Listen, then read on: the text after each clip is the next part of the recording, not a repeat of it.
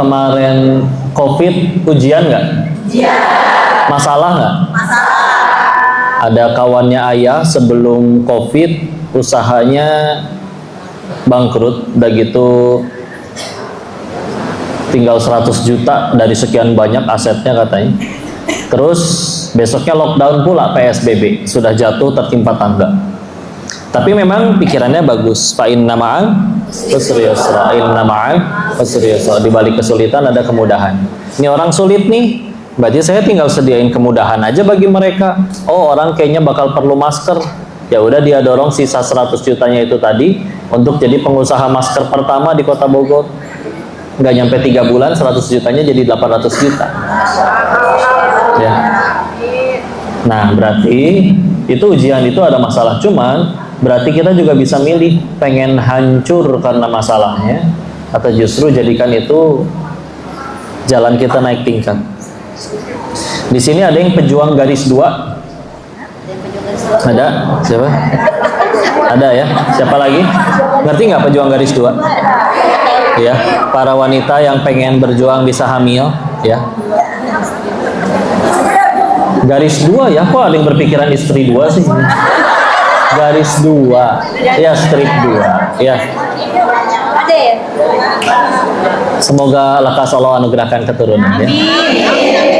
Waktu kami pejuang garis 2 sama istri ada baca buku namanya I Am Sarahza. Nah, ini menceritakan Sarahza ini ternyata nama anaknya, anak yang didapat setelah orang tuanya berjuangnya 11 tahun, ya, berkali-kali gagal bayi tabung dan ini itu, ya.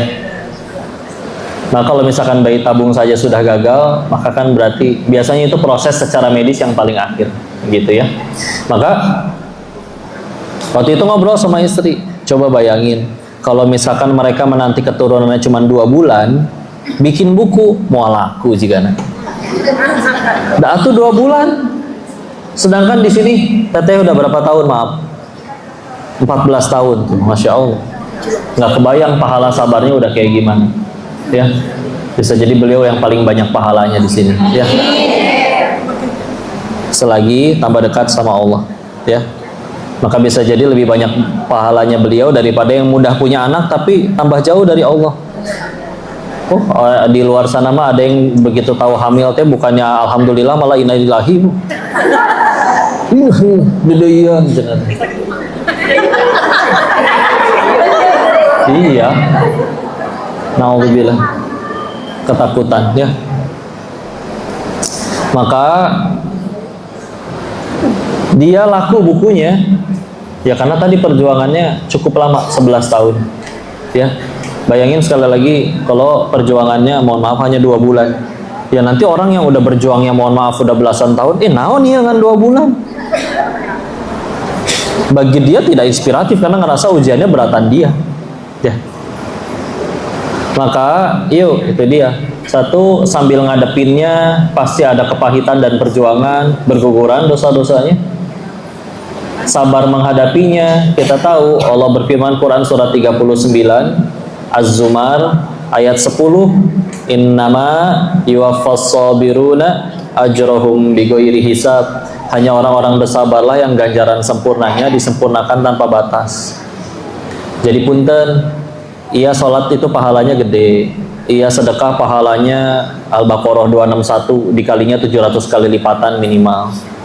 Tapi kalau ada yang pahalanya tanpa batas, ada sabar, ya. Makanya Ibunda Asiyah pahalanya masya Allah karena sabarnya bukan ngadepin suami yang naruh anduk sembarangan, bukan suami yang naruh gunting teh nggak ditaruh di lacinya lagi, tapi yang dihadapin Fir'aun, ya.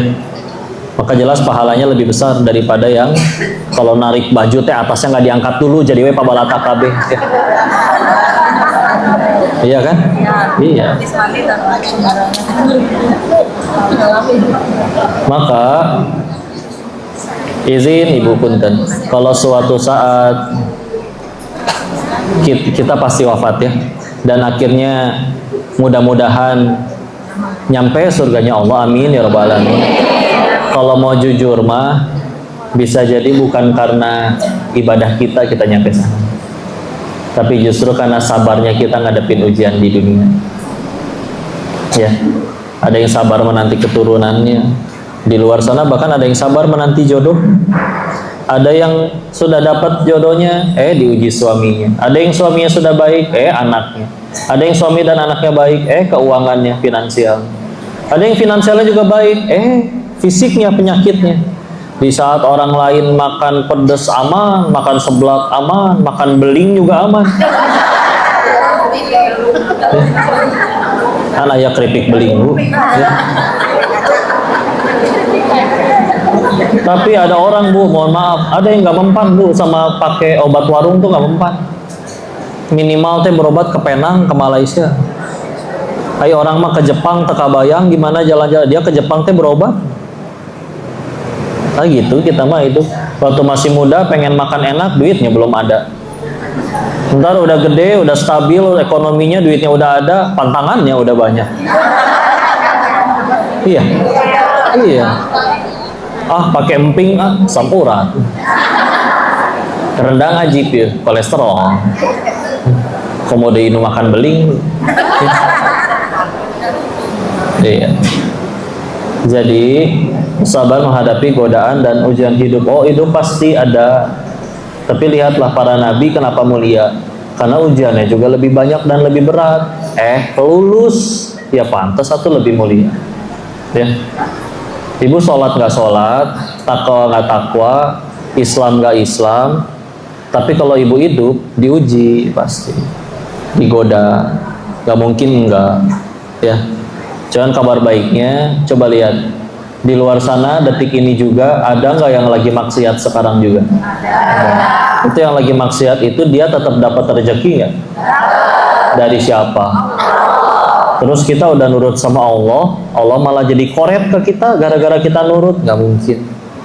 Yang jelas-jelas lagi ngelanggar Allah aja tetap diatur rezekinya.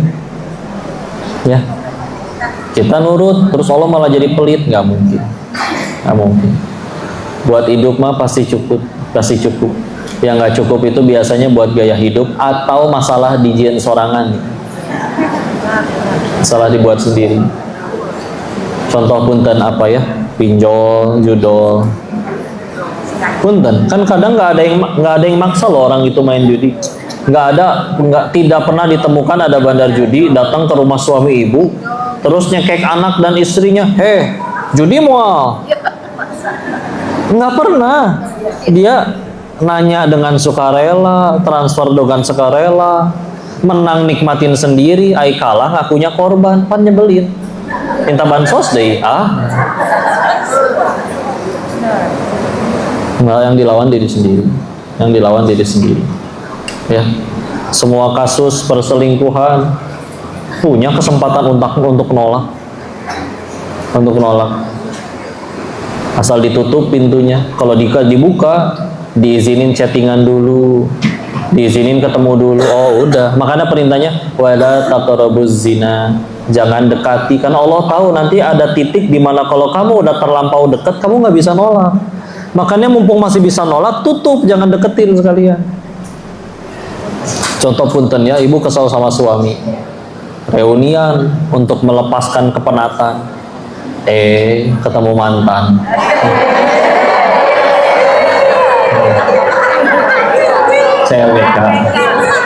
CLBK teh cepat lari bau kentut gitu.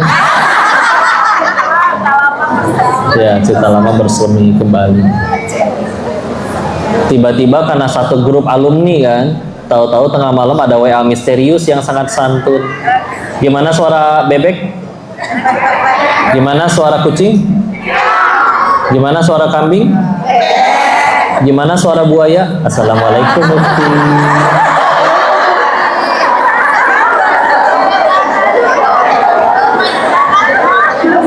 Hati-hati ya. Hati-hati, di luar itu ada beberapa spesies. Satu, buaya hijrah. Dua, playboy syariah.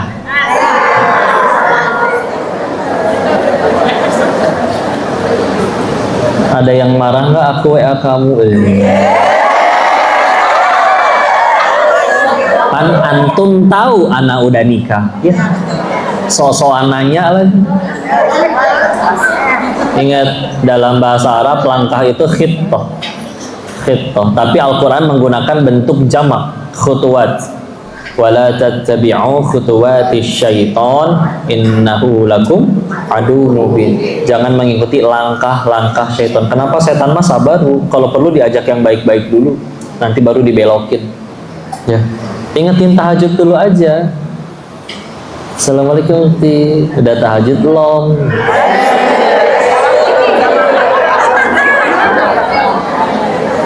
Dan Allah berfirman, Quran surat 4 An-Nisa ayat 76. Inna kaida syaitoni kana do'ifa. Sesungguhnya tipu daya syaiton itu lemah. Kapan jadi kuat? Kalau diladenin. Ya. Jadi kalau kita ladenin, kalau nggak diladenin insya Allah. Maksudnya diladenin gimana? Diingetin tahajud. Udah tahajud belum? Dibales lagi. Iya nih, aku juga lagi ruku.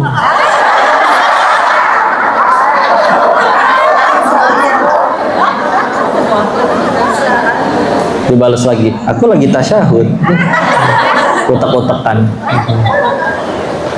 Bismillah ya. Sosok menggali kenangan lama. Kamu masih lucu ya seperti dulu.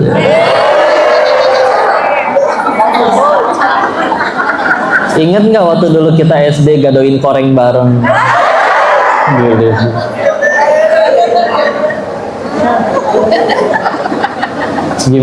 Gimana kalau kita besok makan siang? Oh, reject Bu Asli. Punten ya. Kalau dari awal dia assalamualaikum ukhti langsung diblok, nggak ada perasaan sedih apa. Siapa dia? Dia cuma serpihan luka dari masa lalu.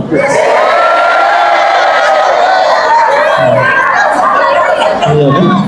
Iya. Tahu jawaban dari semua orang yang selingkuh itu apa? Perasaan ini sudah terlalu dalam, Bu. Karena kan suka ditanya, Bu, punten ya, pan antum yang masukin dalam-dalam malah. Jangan ditutup. Ibaratnya seperti ada pintu tebal kokoh yang kita penasaran pengen lihat ada apa di luar, lalu kita berpikiran buka dikit mah nggak apa-apa kali ya, langsung tutup lagi. Tapi ketahuilah anginnya sangat kencang, kamu buka sedikit mental sa pintu-pintunya ya. Makanya perintahnya jangan dekati, bukan jangan berzina. Godaannya diikutin, yang rugi kitanya. Allah nggak rugi loh, satu dunia maksiat semua, Allah rugi apa? Allah tetap jadi penguasa, Allah tetap jadi Tuhan. Yang rugi pelaku kemaksiatannya. Satu dunia nurut semua juga Allah nggak dapat komisi. Allah sudah maha kaya, maka yang dapat keuntungan siapa? Yang berbuat kebaikannya. In ahsantum ahsantum di anfusikum wa in asatum falaha. Quran surat 17 Al-Isra ayat ke-7. Jadi ai kamu kalau berbuat baik, kebaikannya ada buat kamu juga.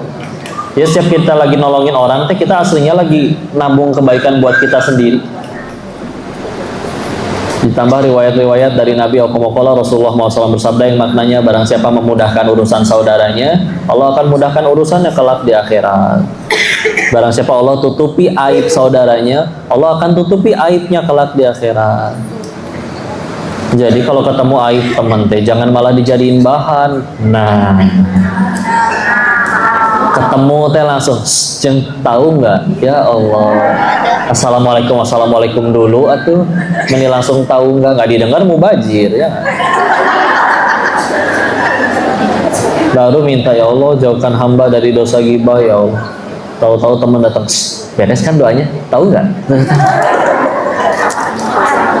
Meni baru beres pisan, meni langsung. Ya.